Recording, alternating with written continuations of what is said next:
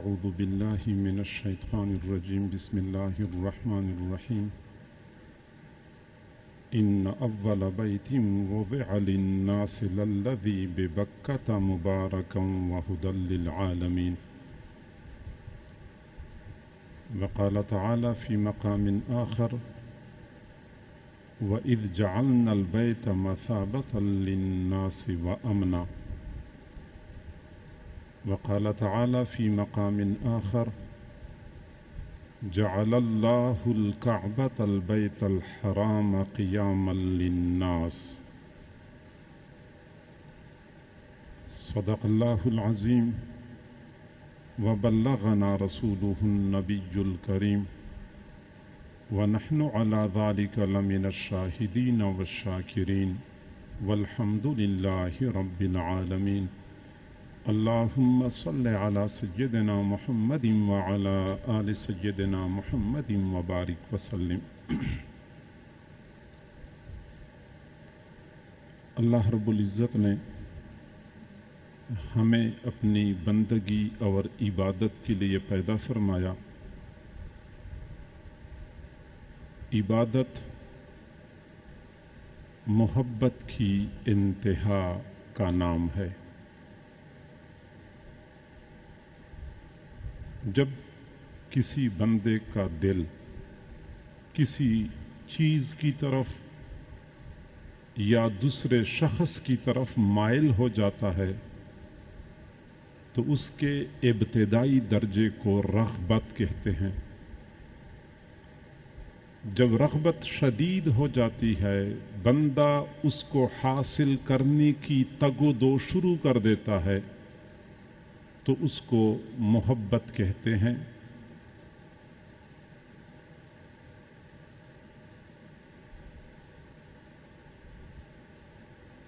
جب یہ رغبت شدید ہو جاتی ہے بندہ اس کو حاصل کرنے کی تگ و دو شروع کر دیتا ہے تو اس کو طلب کہتے ہیں.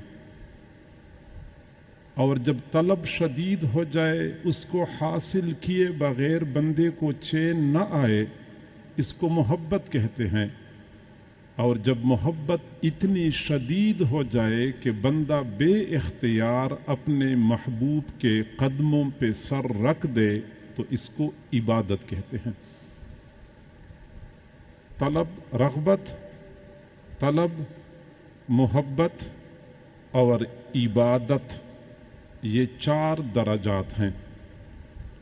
یہی وجہ ہے کہ ہمارے مشائخ نے فرمایا کہ اگر کوئی بندہ کسی مخلوق کی محبت میں گرفتار ہو جائے اور وہ یہ چاہے کہ مجھے اس محبت سے چھٹکارا ملے تو یہ ورد کرتا رہے کہ لا مرغوبی الا اللہ، لا مطلوبی الا اللہ، لا محبوبی الا اللہ، لا الہ الا اللہ. گویا کہ بندہ اللہ کی ذات کے سوا تمام تر مخلوق کے ساتھ محبت کی تمام درجات کی نفی کر دیتا ہے. اور جب یہ عبادت عروج پہ پہنچتی ہے تو بندہ اپنے محبوب کو دیکھنے کے لیے بے قرار ہوتا ہے. چنانچہ ہم دیکھتے ہیں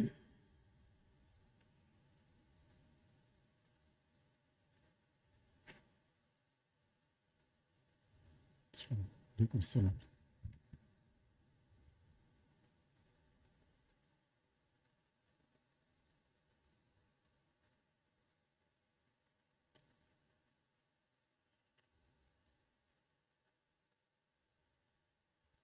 بیٹھ جائیں.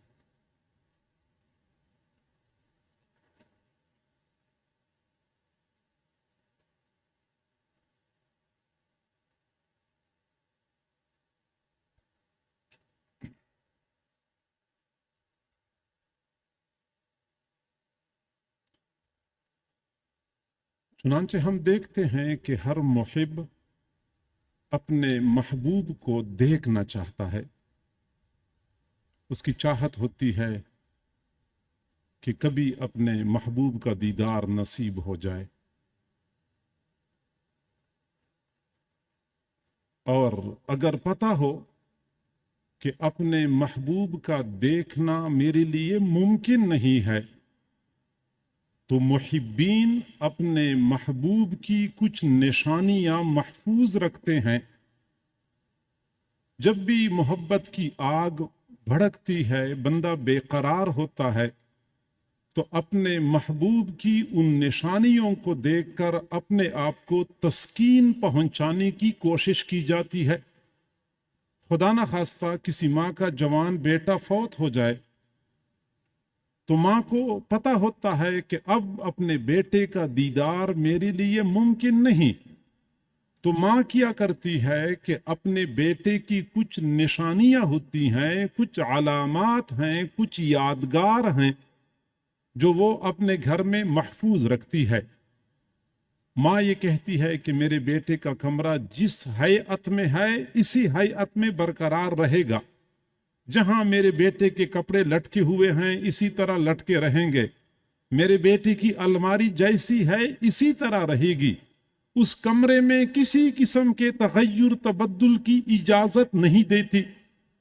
और कई मरतबा ऐसा होता है जब माँ बेकरार होती है अपने बेटे को देखने के लिए, तो जाती है अपने बेटे के कमरे में बैठ जाती है और बेटे की तमाम तर निशानियों को देखती है, कपड़ों को देखती है, जूतों को देखती है, अलमारी के अंदर एक एक चीज को देखती है, यूं अपने आप को तस्कीन पहुंचाने की कोशिश करती है। गोया के महबूब का दीदार मुमकिन न हो तो महबूब की निशानियों को देखकर अपने आप को सुकून पहुंचाया जाता है। अल्लाह रब्बुल इज्जत का मुआमला भी अपने बंदों के साथ ऐसा ही है कि जब बंदे अपने अल्लाह से मोहब्बत करते हैं, बगैर देखे आधी रात को उठ उठ के इबादत करते हैं, शदीद गर्मी के मौसम में शिद्दत की प्यास बर्दाश्त करके रोजे रखते हैं, वो बंदे भी तो चाहते हैं कि हमें कभी अपने महबूब का दीदार तो नसीब हो जाए, कभी एक जलवा हम अपने महबूब का देख सकें। कभी ऐ हकीकत मुंतजर नजर आ लिबास मजाज में, कभी ऐ हकीकत मुंतजर नजर आ लिबास मजाज में, कि हजारों सजदे तड़प रहे हैं मेरी जबीन नियाज में। कभी ऐ अल्लाह आप सामने आए तो सही ना, फिर मैं दिखा देता हूं कि मैं किस कदर बेकरारी और बेताबी के साथ सजदे करता हूं। बंदे की चाहत होती है। अल्लाह रब्बुल इज्जत ने अपने बंदों पर एहसान फरमाया कि रूए जमीन पर अपनी कुछ निशानियां मुतअय्यन फरमाई कि जब भी मेरे बंदे मुझे देखने के लिए बेकरार हों तो वो मेरी निशानियों का मुशाहदा करें, किसी दर्जे में उनको सुकून हासिल होगा। चुनांचे रूए जमीन पर अल्लाह की वो निशानियां शरीयत की इस्तिलाह में शाइरुल्लाह कहलाई जाती हैं। ये मसाजिद शाइरुल्लाह हैं, बैतुल्लाह शाइरुल्लाह में से है। इन्न सफा वल मरवत मिन शाइरिल्लाह, सफा मरवा भी शाइरुल्लाह में से है। शाइरुल्लाह से मुराद अल्लाह की यादगार, मिना, मुजदलफा, अरफात की वो वादियां, ये भी शाइरुल्लाह में से हैं। चुनांचे हम देखते हैं कि अल्लाह के बंदे जब अल्लाह को देखने के लिए बेकरार होते हैं तो वो शाइरुल्लाह को देखने के लिए भाग पड़ते हैं। चुनांचे जिनको बैतुल्लाह और हरमैन शरीफैन की जियारत का मौका न मिले तो वो मस्जिद में आते हैं। मस्जिद में जब वो दाखिल हो जाते हैं उनको सुकून मिल जाता है, इत्मीनान मिल जाता है। अल मुमिनु फिल मस्जिद कसमा की फिल्मा, मुमिन मस्जिद में ऐसे होता है जैसा कि मछली पानी में पुरसुकून होती है। और जो कदर इस्तिताअत रखते हैं या अल्लाह ताला उनके लिए दरवाजे खोल देता है, फिर वो हरमैन शरीफैन का रुख करते हैं, क्योंकि फिर मक्का मुकर्रमा की उस मुबारक वादी में अल्लाह ताला ने बहुत सारे शाइर को जमा कर दिया है और ये वहां पे जाके उन शाइर को देखते हैं, अपनी मोहब्बत की याद को ताजा करते हैं। मेरे भाइयों, शाइरुल्लाह तो मुतअद्दिद हैं, सफ़ा मरवा शाइरुल्लाह में से है, मिना मुज़दलिफ़ा शाइरुल्लाह में से है, और मसाजिद जो बुयूतुल्लाह हैं शाइरुल्लाह में से हैं। कई सारे हजरात अहलुल्लाह, अल्लाह वालों को भी शाइरुल्लाह में से करार देते हैं। लेकिन उन तमाम शाइर में से सबसे ज्यादा अहम, यादगार और अलामत वो बैतुल्लाह शरीफ की है, जो कि मक्का मुकर्रमा की सरजमीन पे वाक़या है। बैतुल्लाह शरीफ रूए जमीन पर वाक़या बाकी तमाम मकानात की तरह एक मकान है, तमाम कमरों की तरह एक कमरा है मादी एतबार से। सिर्फ इतना फर्क है कि बैतुल्लाह को गिलाफ पहनाया जाता है, हर वक्त बैतुल्लाह के दरवाजे पे सोने का पानी चढ़ाया गया है, बैतुल्लाह का ताला और परनाला सोने का बना हुआ है, कदर ऊंचाई ज्यादा है। ये चंद एक इम्तियाजी खसूसियात हैं मादी एतबार से, लेकिन रूहानी एतबार से बैतुल्लाह को अल्लाह ताला ने चंद इम्तियाजात के साथ दुनिया के तमाम तर मकानात और मकामात से मुमताज और बरतर बनाया है। कुरान मजीद में अल्लाह रब्बुल इज्जत ने उन इम्तियाजात का जा बजा तज़किरा फरमाया है। उनमें से पहली इम्तियाजी खसूसियत कि बैतुल्लाह अव्वल आलम है। इन्ना अव्वल बैतिन वुदिअ लिन्नास लल्लज़ी बिबक्कता मुबारकम व हुदल लिल आलमीन। ये अव्वल आलम है। दूसरे लफ्जों में मैं यूं कहूं कि पूरे आलम के लिए नुक्ता आगाज है। यहां से पूरे कायनात की तख्लीक की इब्तिदा हो चुकी है। चुनांचे हजरत अब्दुल्लाह बिन उमर और इमाम मुजाहिद रज़ी अल्लाह ताला अन्हुमा की रिवायत है कि जमीन की तख्लीक से पहले यहां जो हर तरफ पानी ही पानी था, पानी की सतह पर सफेद झाग नमूदार हुई, वो झाग मुजतमे हो गई, वो इकट्ठी हो गई, वो सख्त हो गई और वो पानी की सतह पे एक जगह पे ठहर गई। वो जो झाग सख्त होके एक जगह पे ठहर चुकी थी, वहीं से फिर जमीन फैला दी गई और वही झाग जमीन के लिए नुक्ता आगाज है और ये वो झाग है जिस पर आज बैतुल्लाह कायम है। तो बैतुल्लाह अव्वल आलम है, कायनात की तख्लीक के लिए नुक्ता आगाज ये बैतुल्लाह है। और आगे अल्लाह ताला ने फरमाया इन्ना अव्वल बैतिन वुदिअ लिन्नास लल्लज़ी बिबक्कता। ये जो अव्वल आलम है ये बैतुल्लाह है। आगे फरमाया मुबारकन, ये बैतुल्लाह बरकत वाला है। ये इस बैतुल्लाह की दूसरी खसूसियत है कि ये बरकतों का मरकज है। यहाँ पे मादी बरकतें उतरती हैं, यहाँ पे रूहानी बरकतें उतरती हैं। ये बरकतों का मौरद है। चुनांचे हजरात उलमाए किराम ने लिखा है कि बैतुल्लाह जहां पे मौजूद है, इस बैतुल्लाह के बिल्कुल सीध में 7वें आसमान पर बैतुल मामूर है, जो बैतुल्लाह के बराबर का एक कमरा है। असल में वो बैतुल मामूर बरकतों का खजाना है। वहां से बरकतें उतरती हैं सीधी बैतुल्लाह पे, फिर बैतुल्लाह से वो बरकतें रूए जमीन पर वाक़या तमाम मसाजिद में तकसीम होती हैं। फिर मसाजिद में जो नमाजी हजरात आते हैं, नमाज पढ़ते हैं, तो अपनी नमाज की कैफियत के मुताबिक बरकतों में से अपना हिस्सा वापस लेके चले जाते हैं। जैसे हम ये देखते हैं, ये पंखा जो चल रहा है, ये बिजली पंखे के अंदर पैदा नहीं हो रही, ये कई मील दूर पावर हाउस में पैदा हो रही है। पावर हाउस से बिजली आती है शहर के ग्रिड स्टेशन में, ग्रिड स्टेशन से बिजली आती है मोहल्ले के ट्रांसफार्मर में, ट्रांसफार्मर से फिर घर घर में बिजली तकसीम होती है। हजरात उलमाए किराम ने फरमाया यूं समझ लें जैसा कि बैतुल मामूर बरकतों का पावर हाउस है और नीचे बैतुल्ला ग्रिड स्टेशन की मानंद है और रुई जमीन पर वाक़िया तमाम मसाजिद महल्ले के ट्रांसफार्मर की तरह हैं और इन्हीं मसाजिद से फिर घर घर में बरकतें पहुंचती हैं।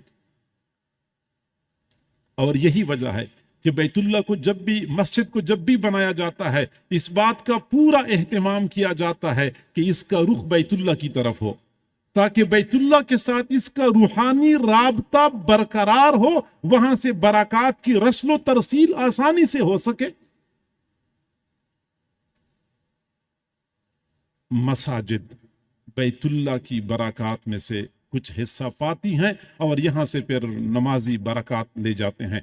और ये सिर्फ रूहानी नहीं बल्कि मादी बरकत का भी यही मामला है। चुनांचे जो लोग माली तौर पे तंगदस्त होते हैं वो मसाजिद में आना जाना कसरत से करते हैं, अल्लाह ताला उनको बरकत अता फरमा देते हैं। जो माली तंगी का शिकार होते हैं, अगर वो बैतुल्ला शरीफ कसरत से आना जाना करें तो फिर उनको अल्लाह ताला मादी बरकत से भी माला माल फरमा देता है। यही वजह है आज अक्सर लोग ये डरते हैं कि अगर मैं उम्रे पे चला गया 2-4 लाख रुपए खर्च करूंगा तो मैं गरीब हो जाऊंगा। कारोबारी लोग कहते हैं कि यकदम कारोबार से 10-15 लाख रुपए निकालना और हज पे जाना हमारे लिए बहुत दुश्वार है, हमारा कारोबार मुतासिर हो जाएगा। हालांकि ऐसा नहीं है। हाजी साहब जब यहां से जाते हैं 10-12-15 लाख रुपए खर्च करके जाते हैं, वहां से इतनी बरकतें लेके आते हैं कि अल्लाह ताला कई गुना बढ़ा चढ़ाकर उसको वापस लौटा देता है। हुजूर सल्लल्लाहु अलैहि वसल्लम ने फरमाया, मा इमार हाजिन कत्तो, हाजी कभी भी तंगदस्त नहीं होता। हज की वजह से किसी के माल पैसे में तंगी नहीं आती, क्योंकि बैतुल्ला बरकतों का मरकज है। जब यहां से बंदा वहां पे जाता है तो जहां रूहानी बरकतें साथ लेके आता है, वहां मादी बरकत से भी अपनी झोली भर के लेके आ रहा होता है। हमारे हजरत जी दामत बरकातुल आलिया की एक बयान है जो किताबची की शक्ल में शाया हुआ है, रिज़्क़ की कुंजियां। वो रिज़्क़ की कुंजियों में से जहां गोया कि वो असबाब जिनके जरिए बंदे को ज्यादा रिज़्क़ मिल सकता है, उनमें से एक कुंजी हज और उम्री की कसरत भी है। जो बंदा कसरत से हज और उम्रा करता है, अल्लाह उसको फराख और कुशादा रिज़्क़ अता करता है। मादी बरकतें, वहां लोग जाते हैं तो वो देखते हैं कि न खाने की कमी है, न फलों की कमी है, न रिहाइश का मसला दरपेश होता है। जो बंदा जाता, कोई बंदा ये नहीं कह सकता कि मैं वहां गया था, मेरे हाथ में पैसे थे, मुझे खाने की तलाश थी, मुझे खाना नहीं मिला। 10 लाख बंदे हों, 20 लाख हों, 50 लाख हों, कोई बंदा ये नहीं कह सकता कि वहां तो खाना ही खत्म हो चुका था। झंग इतना बड़ा शहर है, अगर यहां पे 20,000 बंदे भी कहीं बाहर से आ गए तो फिर आप घंटे बाद होटलों में खाना देखेंगे, आपको होटल में अपने पैसों से खाना नहीं मिलेगा, खाना खत्म। यानी दूसरे शहरों का तो ये हाल है। और मक्का मुकर्रमा का अल्हम्दुलिल्लाह कभी भी न खाने की कमी, कोई बंदा ये नहीं कह सकता कि मुझे कमरा चाहिए था होटल में और मुझे कमरा नहीं मिला। रेट तो घटते बढ़ते रहते हैं, लेकिन ये नहीं कहा जा सकता कि मुझे कमरा मिला नहीं। और यकीन करें, जब बंदा हरम शरीफ के दरवाजे पे खड़ा होता है, नमाज के वक्त लोग बाहर निकल रहे होते हैं, बंदा हैरान होता है कि या अल्लाह ये कौन से होटलों में जाते हैं और कहां ये लोग समा जाते हैं। बरकत है हर चीज की, पता नहीं कहां कहां से फल पैदा होते हैं, कहां कहां पे फल पैदा होते हैं। मक्का मुकर्रमा में दस्तयाब होते हैं, मदीना मुनव्वरा में दस्तयाब होते हैं। मुबारकन, ये बरकत वाला घर है, इर्द गिर्द बरकतें ही बरकतें हैं। बैतुल मक़दस के बारे में अल्लाह ने फरमाया, सुब्हानल्लज़ी अस्रा बिअब्दिही लैलम मिनल मस्जिदिल हराम इलल मस्जिदिल अक़सल्लज़ी बारकना हौलहू। मस्जिद अक़सा के इर्द गिर्द भी हमने बरकत उतारी है। अगर मस्जिद अक़सा के इर्द गिर्द बरकतें हैं तो बैतुल्लाह शरीफ तो ज्यादा हक रखता है कि यहां पे बरकतों का वुरूद हो। और आगे अल्लाह ने फरमाया, वहुदन मुबारकम वहुदन, ये बैतुल्लाह ये हिदायत वाला घर है। या ये हिदायत का मरकज है। हिदायत यहाँ पे उतरती है, यहाँ से फिर पूरी दुनिया को हिदायत की खैरात मिलती है। चुनांचे जहां कहीं दीन का काम होता है, खा वो मदरसे की सूरत में हो, खा वो खानका की सूरत में हो, खा वो दावत की सूरत में हो, जिस सूरत में भी दीन का काम होता है, लोगों को हिदायत की तरफ बुलाया जाता है, ये तमाम तर सिलसिले और सलासिल ये बैतुल्लाह की खैरात है, और तमाम तर सिलसिलों का अव्वल और मरकज वो बैतुल्लाह है। दावत का काम है, कहां से शुरू हुआ? बैतुल्लाह से। तालीम व ताल्लुम का काम कहां से शुरू हुआ? बैतुल्लाह से। तज़किया और इस्लाह का काम कहां से शुरू हुआ? बैतुल्लाह से। हुदन, बैतुल्लाह हिदायत है लिल आलमीन, तमाम जहानों के लिए। चुनांचे हाजी हजरात हज पे जाया करते थे। एक वक्त था, एक हाजी हज पे जाता था और चंद दिनों में जिंदगी में वो तब्दीली आ जाती थी कि वापस आके लोग यकीन नहीं करते थे कि ये वही वाला बंदा है या बंदा कोई और बन चुका है। पहले सुन्नतों की इत्तिबा नहीं, अब बैतुल्लाह से वापस आते थे, सुन्नतों के मुत्तबे बन जाते थे, चेहरा सुन्नत से आरास्ता पे रास्ता होता था। पहले जबान पे काबू नहीं होता था, वापस आते थे, जबान के अंदर जबान पे कंट्रोल हासिल हो जाता था। पहले हलाल हराम का फर्क नहीं होता था, वापस आ जाते थे, फिर हलाल का एहतिमाम और हराम से मुकम्मल इज्तिनाब शुरू हो जाता था। जी हाँ, एक वक्त वो था कि हाजी हजरात वापस आते थे तो कहा करते थे कि जिस जबान से मैंने एक बार लब्बैक अल्लाहुम्मा लब्बैक पढ़ा है, अब इस जबान से मैं दोबारा झूठ नहीं बोलूंगा, इस जबान से मैं किसी की गीबत नहीं करूंगा, कोई फुहश गुफ्तगू नहीं करूंगा। जिस अल्लाह ने मुझ गुनाहगार को मेरी जबान पे लब्बैक अल्लाहुम्मा लब्बैक कहने के लिए कबूल किया था, अब ये जबान अल्लाह की नाफरमानी में इस्तेमाल नहीं होगी। और जिन आंखों ने एक मर्तबा बैतुल्लाह का दीदार किया है, गुंबद खजरा की जियारत की है, अब ये आंखें किसी गैर महरम की तरफ नहीं उठेंगी। और जो हाथ एक मर्तबा बैतुल्लाह पे पड़ चुके हैं, एक बार मुल्तजम तक पहुंच चुके हैं, अब ये हाथ किसी गैर महरम की तरफ नहीं बढ़ेंगे, ये किसी हराम माल की तरफ नहीं बढ़ेंगे। और जिन पांव पे चल चल के मैंने बैतुल्लाह के इर्द गिर्द भाग भाग के तवाफ किया है, अब ये काम नाजायज काम के लिए, ये पांव नाजायज काम के लिए आगे नहीं बढ़ेंगे। हाजियों की जिंदगियां बदल जाती थी, तब्दीली आती थी। हुदन, ये हिदायत का मरकज है। हमारे हजरत जी दामत बरकातुहुल आलिया ने एक वाकया सुनाया कि बिरून मुल्क मुझे अपने दोस्तों ने बताया कि यहाँ एक खातून है जो करीब के जमाने में मुसलमान हो चुकी हैं। है तो वो नो मुस्लिम, लेकिन उनका इस्लाम का जज्बा, इबादत का शौक कदीम मुसलमानों के लिए भी काबिल रश्क है। हैरान कुन हद तक इबादत में इन्हिमाक, नेक आमाल का ज़ौक शौक पाया जाता है।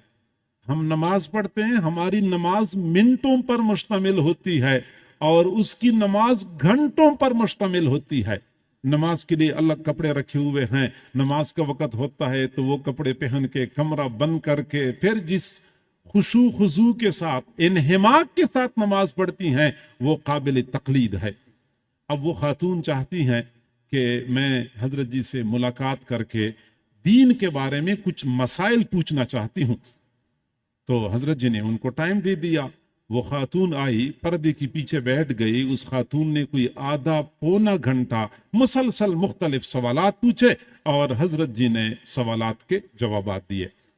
फिर इसके बाद हजरत जी ने उस खातून से पूछा कि आप बताइए कि आप जब मुसलमान हुई तो इस्लाम लाने का सबब क्या चीज बनी, इस्लाम की तरफ आप कैसे रागिब और माइल हो गई। उस खातून ने जवाब दिया कि मेरी बात जरा तफसीली है, अगर आप सुनना चाहते हैं तो मैं सुना देती हूँ। फिर खातून ने बताया कि असल बात यह है कि चंद साल पहले की बात है, मैं अपने मुल्क में अपने खावन के साथ एयरपोर्ट पे ड्यूटी सर अंजाम दे रही थी, वहां मेरी मुलाजमत थी। तो हमें अपनी कंपनी की जानिब से खत आया कि हमने जद्दा में कुछ लोगों को ड्यूटी के लिए भेजना है تو اگر آپ دونوں میاں بیوی وہاں جانے کے لیے تیار ہوتے ہیں تو آپ کی تنخواہ میں اضافہ ہو جائے گا، اضافی آپ کو مراعات دی جائیں گی۔ تو میرے خاوند نے مجھ سے مشورہ کیا تو ہم نے کہا چلو ہم چلے جاتے ہیں، ایک نیا ملک بھی دیکھ لیں گے، اضافی تنخواہ اور مراعات بھی مل جائیں گی، چند سالوں کے لیے ہم وہاں جاتے ہیں۔ چنانچہ ہم اپنے ملک سے جدہ ایئرپورٹ پہ کام کرنے کے لیے گئے۔ جدہ ایئرپورٹ باقی دنیا کے ایئرپورٹوں سے مختلف اور منفرد ہے، تعمیر کے اعتبار سے نہیں، دوسری چیزوں کے اعتبار سے نہیں، آنے جانے والے مسافروں کے اعتبار سے کہ یہاں آنے والے مسافر انوکھے اور منفرد ہوتے ہیں۔ وہ کہتی ہے کہ جب ہم نے وہاں کام شروع کیا تو ہم دیکھا کرتے تھے کہ مسافروں کے پورے جہاز آتے تھے، لیکن وہ مسافر مخصوص لباس میں ملبوس ہوتے تھے، 2 چادریں پہنے ہوتی تھی، مخصوص قسم کے جوتے پہنے ہوتے تھے، لیکن ان کے انداز و اطوار سے ایک جذبہ، ایک جنون، ایک دیوانگی ٹپکتی ہوئی محسوس ہوتی تھی۔ میں حیران ہوتی تھی کہ یا اللہ، یہ لوگ دنیا کی دور دراز کے ممالک سے یہاں کیا کرنے آتے ہیں۔ میں نے اپنے خاوند سے پوچھا کہ یہ لوگ ایک خاص لباس میں، خاص ہیئت میں آتے ہیں، تو میرے خاوند نے مجھے کہا کہ یہاں قریب مسلمانوں کی عبادت گاہ ہے، ان کا بڑا مرکز ہے، اور یہ لوگ دنیا کے کونے کونے سے یہاں پہ خاص عبادت سر انجام دینے کے لیے آتے ہیں۔ تو میں نے کہا کہ یہ مسلمان اتنے پیسے خرچ کرتے ہیں تو اپنے ملک میں مراکز قائم کیوں نہیں کرتے؟ تو مجھے میرے خاوند نے کہا کہ مسلمان ہیں جنونی، ان کو کون سمجھائے کہ اپنے ملک میں مراکز بناؤ، اتنا دور کا سفر نہیں کرنا پڑے گا۔ بہرحال وہ سلسلہ چلتا رہا، پھر اچانک جدہ ایئرپورٹ پہ آنے والے مسافروں کا رش بڑھ گیا، اور پھر تو بھر بھر کے جہاز آ رہے تھے اور قطاروں پہ قطاریں لگی ہوتی تھی، وہی مسافر آتے تھے اور پھر ایئرپورٹ سے باہر نکل جاتے تھے۔ وہ کہتی ہے کہ میرے دل میں ایک بات آ رہی تھی کہ آخر کوئی بات ہے کہ مسلمان لاکھوں روپیہ خرچ کر کے اتنا دور کا سفر کر کے یہاں پہ آتے ہیں، اس جگہ میں کوئی کشش ہے، کوئی کمال ہے۔ آخرکار میں نے اپنے خاوند سے کہا کہ یہ مسلمانوں کا مرکز ہم نہیں دیکھ سکتے، تو خاوند نے مجھے کہا کہ نہیں، وہاں تو غیر مسلموں کا جانا ممنوع ہے، ہم نہیں جا سکتے۔ میں نے کہا اتنے لاکھوں لوگ جاتے ہیں، کون چیک کرتا ہوگا ایک ایک بندے کو؟ ہم کوشش تو کر لیتے ہیں، کیا پتہ ہم وہاں پہنچنے میں کامیاب ہو جائیں۔ چنانچہ میرا خاوند آمادہ ہو گیا، میرے خاوند نے بھی مسلمانوں کی طرح اپنا رنگ روپ بنا لیا، میں نے مسلمان خواتین کی طرح برقع پہن لیا، جو ان کی ہیئت ہوتی ہے وہ اختیار کر لی۔ گاڑی ہماری اپنی تھی، ہم جدہ سے مکہ مکرمہ کی طرف چل پڑے۔ وہ جس چیک پوسٹ پہ چیک کرتے ہیں مسلمان اور غیر مسلم، وہاں وہ بندے اس وقت کھانا کھا رہے تھے، ہمیں اشارہ کیا کہ چلو، ہم سیدھا وہاں سے چلے اور مکہ مکرمہ پہنچ گئے۔ ہم نے گاڑی ایک جگہ پہ پار کر لی اور لوگوں سے پوچھ رہے تھے کہ حرم شریف کا راستہ کدھر ہے۔ لوگوں نے ہمیں راستہ بتا دیا، ہم چلتے چلتے مختلف راستوں سے گزرتے تھوڑی دیر میں حرم شریف کے مین دروازے کے سامنے پہنچ گئے۔ کہتے ہیں وہ دروازہ اور وہ مینار اور وہ شان و شوکت ایسی تھی کہ اس نے ہمیں مبہوت کر دیا۔ حیران اور ششدر رہ گئے کہ یہ کیا عظیم الشان مرکز ہے اور کیسے دربار ہے۔ ہم مسجد حرام میں اندر داخل ہوئے، دائیں بائیں دیکھ رہے تھے، قالین دیکھ رہے تھے، تو فانوس دیکھ رہے تھے، تو ستون دیکھ رہے تھے، اور آگے چل رہے تھے۔ چلتے چلتے ہمارا تو آگے کی طرف دھیان بھی نہیں تھا، دائیں بائیں کے تماشا میں محو تھے کہ اچانک ہم مطاف کے کنارے پہ پہنچے اور ہماری نظر بیت اللہ پہ پڑی۔ پھر جب بیت اللہ پہ ہماری نظر پڑی، پھر ہم بیت اللہ سے اپنی نظریں ہٹا نہ سکے، بیت اللہ نے ہماری نظریں اپنی طرف کھینچ لی۔ کافی دیر تک میں بیت اللہ کی طرف ٹکٹکی باندھ کے دیکھتی رہی، میں بھی دیکھتی رہی اور میرا خاوند بھی دیکھتا رہا۔ کافی دیر کے بعد جب میں نے اپنے خاوند کی طرف دیکھا تو مجھے پتا چلا کہ میرے خاوند کی آنکھوں سے آنسو جاری ہیں۔ اپنے آپ کا جائزہ لیا تو میری آنکھوں سے بھی موٹے موٹے آنسو گر رہے تھے۔ میرے خاوند نے مجھ سے پوچھا کہ آپ کو کیا نظر آیا؟ میں نے کہا مجھے تو حقیقت نظر آئی۔ میں نے پوچھا کہ آپ کو کیا نظر آیا؟ کہنے لگے کہ میرا بھی یہی حال ہے۔ میں نے کہا ہم حقیقت قبول کیوں نہ کریں؟ تو میرے خاوند نے کہا کہ مجھے تو انکار نہیں ہے. اسی وقت ہم نے ایک مسلمان سے بات چیت کر لی, ہم غیر مسلم ہیں, ہم مسلمان ہونا چاہتے ہیں, ہم کیسے مسلمان ہو سکتے ہیں. انہوں نے کلمہ پڑھایا اور ہم دائرہ اسلام میں داخل ہو گئے. ہمیں کسی نے دین کی دعوت نہیں دی, ہم نے کسی کتاب کا مطالعہ نہیں کیا, ہم نے صرف بیت اللہ کو ایک نظر دیکھ لیا اور اس ایک نظر نے ہمارے اندر انقلاب برپا کر دیا. وَإِذْ جَعَلْنَا ان اول بیت وضع للناس للذی ببکۃ, یہ پہلا گھر, مبارکن, برکت والا گھر, وہدی للعالمین, اور یہ ہدایت والا گھر ہے. یہ 3 خصوصیات ہیں. بیت اللہ شریف کی اگلی خصوصیت مثابۃ للناس, یہ لوگوں کے لیے مثابہ ہے. مثابہ کسے کہتے ہیں؟ بار بار لوٹنے کی جگہ, بار بار لوٹنے کی جگہ. ثابہ یثوبو, لوٹنا, مثابہ لوٹنے کی جگہ. اور بیت اللہ میں یہ کمال ہے کہ لوگ بار بار لوٹ کے بیت اللہ کی طرف آتے ہیں. چنانچہ کوئی بندہ یہ سمجھتا ہے کہ میں نے ابھی تک بیت اللہ کو دیکھا نہیں ہے, ایک مرتبہ دیکھ لوں گا تو مجھے تسلی حاصل ہو جائے گی, میری پیاس بجھ جائے گی. یہ خام خیالی ہے.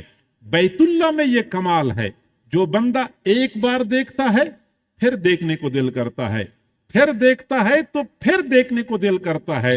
جو بندہ جتنا زیادہ جاتا ہے اور زیادہ بار دیکھنا نصیب ہوتا ہے, وہ بیت اللہ کو دیکھنے کے لیے اور زیادہ بےتاب اور بے قرار ہوتا ہے.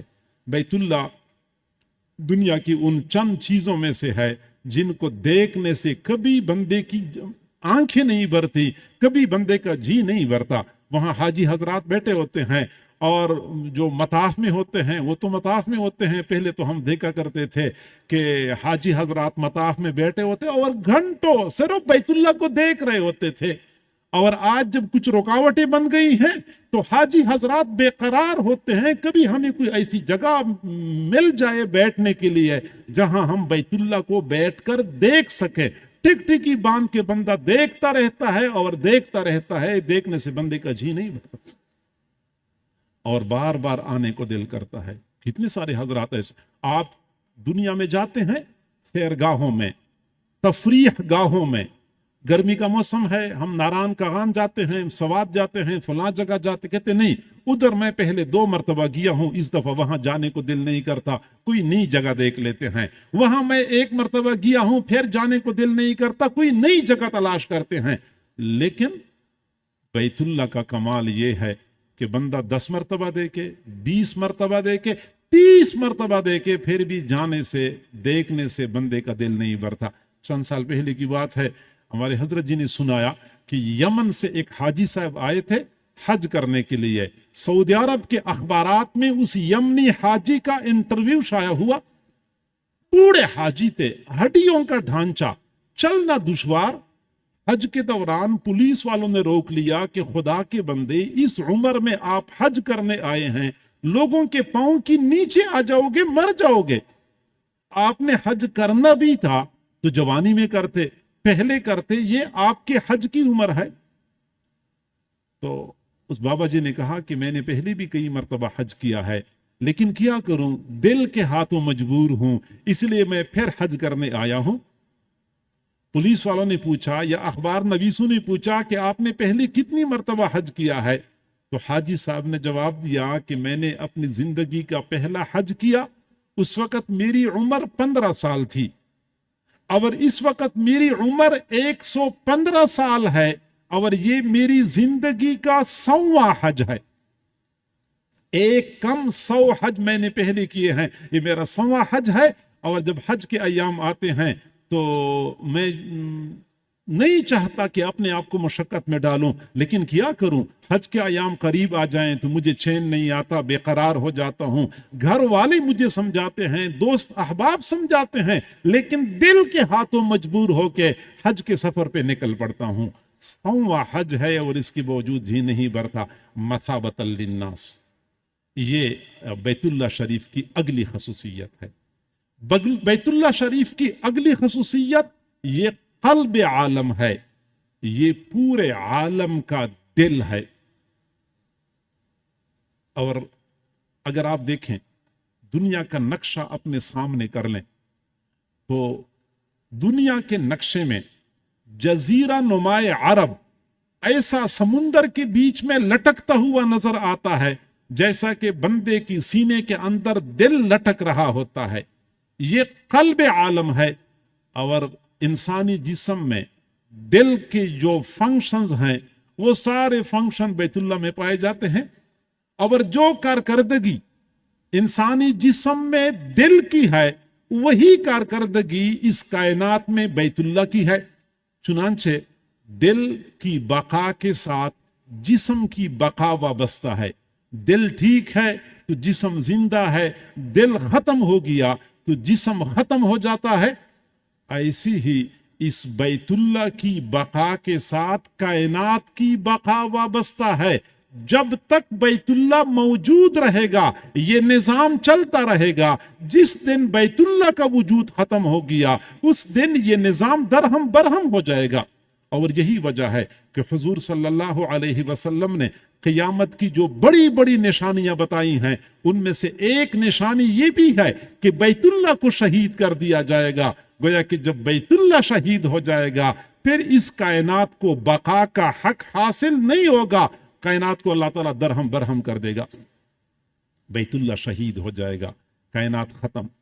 جعل اللہ البیت الحرام قیاما للناس، جعل اللہ الکعبۃ البیت الحرام قیاما للناس، اللہ تعالیٰ نے کعبہ کو بیت الحرام بنایا ہوا ہے اور لوگوں کے قیام اور بقا کا ذریعہ بنایا ہوا ہے کہ لوگوں کی بقا بیت اللہ کے ساتھ وابستہ ہے، جیسے انسانی جسم کی بقا دل کے ساتھ وابستہ ہے۔ اور آپ نے کبھی غور کیا ہے انسانی جسم میں جو دل ہوتا ہے اس کا ایک کور کام بھی ہوتا ہے کہ پورے اعضاء سے خون پلٹ کے آتا ہے دل میں، پھر دل کیا کرتا ہے کہ اس خون کو فریش کر کے دوبارہ پمپ کرتا ہے اور وہ جسم کے ایک ایک عضو میں پہنچ جاتا ہے، پھر وہاں سے خون پلٹ کے آتا ہے دل میں، دل دوبارہ اس کو فریش اور تازہ بنا کر پھر پمپ کرتا ہے، جسم کے اعضاء میں پہنچا دیتا ہے۔ اور اگر ہم دیکھیں کہ پوری دنیا میں لوگ گناہوں کی وجہ سے میلے کچیلے ہو جاتے ہیں، گندے ہو جاتے ہیں، بیت اللہ میں پہنچ جاتے ہیں، بیت اللہ ان لوگوں کو پاک صاف کر کے میل کچیل سے پاکیزہ کر کے پھر دوبارہ دکھیلتا ہے، دنیا کے کونے کونے میں پہنچاتا ہے۔ جو حضرات حج پہ گئے ہیں یا عمرے پہ گئے ہیں ان کو پتا ہے یہاں سے جاتے وقت تو لوگ بڑے بے قرار ہوتے ہیں، لیکن وہاں جو ہی وقت مکمل ہوتا ہے بس کوشش ہوتی ہے کہ شام کو جانے کی بجائے صبح کو ہم نکل جائیں۔ کیوں ایسے ہیں؟ پہلے تو بڑے بے قرار تھے، اب جانے کے لیے بےتاب و بے قرار ہیں۔ اس کی وجہ یہ ہوتی ہے کہ پیچھے سے بیت اللہ ان کو دھکیل رہا ہوتا ہے کہ اب تم پاک صاف ہو گئے ہو، اب جگہ خالی کر دو، اور لوگوں نے آنا ہے، ان کو میں نے پاک صاف کر کے یہاں سے واپس لوٹا دینا ہے۔ قلب، جو ذمہ داری، جو کارکردگی انسانی جسم میں دل کی ہے، اس کائنات میں بیت اللہ کو وہی مقام اور وہی حیثیت حاصل ہے۔ اور یہ بیت اللہ مرکز عالم ہے، یہ وسط عالم ہے۔ اگر کوئی بندہ بیت اللہ کے مقام پہ کھڑا ہو جاتا ہے اور وہ چاہے کہ میں دیکھ لوں کہ دائیں بائیں آگے پیچھے زمین کا فاصلہ کتنا ہے، تو یہ بیت اللہ بالکل بیچ میں ہے، ہر طرف سے زمین کا فاصلہ برابر ہے۔ اور یہی وجہ ہے فلکیات کے ماہرین کہتے ہیں کہ مکہ مکرمہ خط استوا کے بالکل بیچ نیچے ہے، بالکل سیدھ میں ہے، اور حق بنتا ہے کہ بیت اللہ اور مکہ مکرمہ کا جو وقت ہے یہ پوری دنیا کے لیے معیاری وقت قرار دیا جائے۔ اور یہ جو برطانیہ میں ایک مقام ہے جس کا وقت پوری دنیا کے لیے معیاری وقت بنایا گیا ہے، یہ تو خواہ میں زبردستی ہے، تجبر اور تحکم ہے۔ حقیقت یہ ہے کہ اس مقام کو یہ حق حاصل نہیں ہے۔ بیت اللہ مرکز عالم ہے، ہر طرف سے پوری دنیا جو ہے وہ بیت اللہ کے ہر طرف سے برابر پڑتی ہے، مرکز عالم ہے۔ بیت اللہ حق رکھتا ہے کہ اس کا وقت یہ پوری دنیا کے لیے معیاری وقت قرار دیا جائے۔ تو بیت اللہ یہ اول عالم ہے۔ बैतुल्ला कायनात के लिए बरकत की जगह है, बैतुल्ला हिदायत का मरकज है, बैतुल्ला मसाबतल लिन्नास है, बैतुल्ला कल्ब आलम है, बैतुल्ला ये मरकज आलम है और बैतुल्ला अमन का मरकज है। व इज़ जअलनल बैत मसाबतल लिन्नास व अमना, बैतुल्ला अमन की जगह है। अवलम यरो अन्ना जअलनल हरम आमिना, ये लोग देखते क्यों नहीं है कि मैंने हरम को जाए अमन बना दिया है। व यतखत्तफुन्नासु मिन हौलिहिम, इर्द गिर्द कितनी बदअमनी है, हर तरफ आग लगी हुई है, हर तरफ बदअमनी है। लेकिन हरम शरीफ में हजारों नहीं लाखों का मजमा जमा हो जाता है, न कभी कोई बाहम दस्तो गरेबान होता है, न कभी गालम गलोच किसी ने सुना होगा, न कहीं धक्कम फेल आप लोगों ने देखी होगी। लाखों का मजमा। मैं मानता हूं इसमें सऊदी हुकूमत के अच्छे इंतजामात का असर भी है, लेकिन असल बात यह है कि अल्लाह ने बैतुल्लाह को जाए अमन बनाया हुआ है। न कहीं तलाशियां होती हैं, न तलाशियों के लिए कोई मशीनें लगाई गई हैं। लोग आते हैं सुकून और इत्मीनान के साथ वहां पे वक्त गुजारते हैं। बैतुल्लाह जाए अमन है।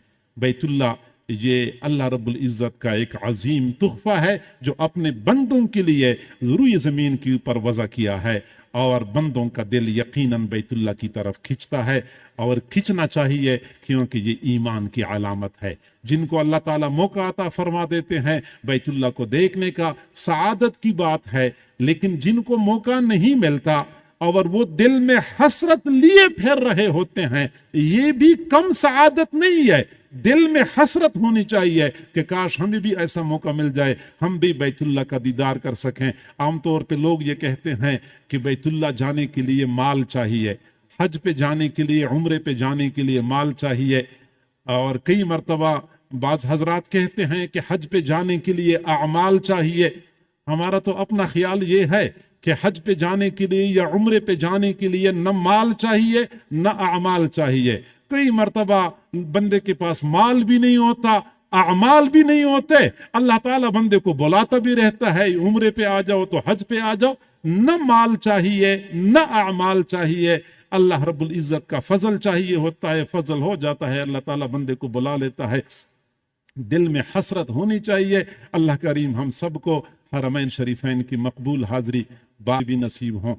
व आखिर दावाना अनिल हम्दुलिल्लाह।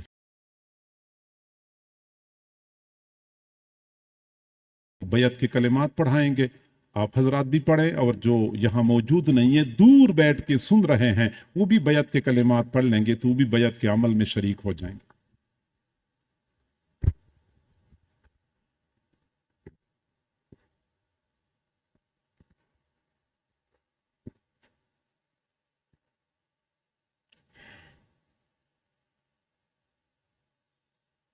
अल्हम्दुलिल्लाहि वकफ़ा वसलामुन अला इबादिहिल्लज़ीना इस्तफ़ा, अम्मा बाद। बैत के कलिमात पढ़ाए जाएंगे, सच्चे दिल के साथ पीछे पीछे पढ़ते जाइए। बिस्मिल्लाहिर्रहमानिर्रहीम। ला इलाहा इल्लल्लाह मुहम्मदुर रसूलुल्लाह। आमन्तु बिल्लाहि व मलाइकतिहि व कुतुबिहि व रुसुलिहि वल यौमिल आखिर वल क़द्रि खैरिहि व शर्रिहि मिनल्लाहि तआला वल बअसी बअदल मौत। आमन्तु बिल्लाहि व बिअस्माइहि व सिफ़ातिहि व क़बिलतु जमीअ अहकामिहि इक़रारन बिल्लिसानि व तस्दीक़ुम बिलक़ल्ब। अशहदु अल्ला इलाहा इल्लल्लाहु व अशहदु अन्ना मुहम्मदन अब्दुहु व रसूलुहु। अस्तग़फिरुल्लाह रब्बी मिन कुल्लि ज़ंबिन व अतूबु इलैहि बिरहमतिका या अरहमर राहिमीन। ان کلمات کو پڑھنے سے تو بتائے ہو چکے ہیں، چند معمولات ہیں، باقاعدگی سے کریں گے تو انشاءاللہ اللہ تعالیٰ دل کو منور کریں گے۔ پہلا عمل 100 مرتبہ استغفار صبح شام پڑھنا، استغفر اللہ ربی من کل ذنب و اتوب الیہ۔ دوسرا عمل 100 مرتبہ درود شریف پڑھنا، اللہم صلی علی سیدنا محمد وعلی آل سیدنا محمد وبارک وسلم۔ تیسرا عمل قرآن مجید کی تلاوت روزانہ کرنا، ایک پارہ پڑھیں یا آدھا، مگر پڑھیں ضرور۔ جو حفاظ ہیں وہ اپنی منزل کے حساب سے پڑھیں۔ چوتھا عمل چلتے پھرتے لیٹے بیٹھے ہر وقت دل میں اللہ کو یاد کرنا، اذکار وال دل یار وال۔ اور پانچواں عمل ہے مراقبہ۔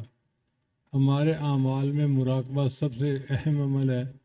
طریقہ بڑا آسان ہے، جب نماز پڑھ کے فارغ ہوں تو تھوڑی دیر کے لیے آنکھیں بند کر کے اللہ سے لو لگا کے بیٹھیں کہ اللہ کی رحمت آ رہی ہے، دل میں سما رہی ہے، دل کی ظلمت اور سیاہی دور ہو رہی ہے، اور میرا دل اللہ اللہ اللہ اللہ بول رہا ہے، میں سن رہا ہوں۔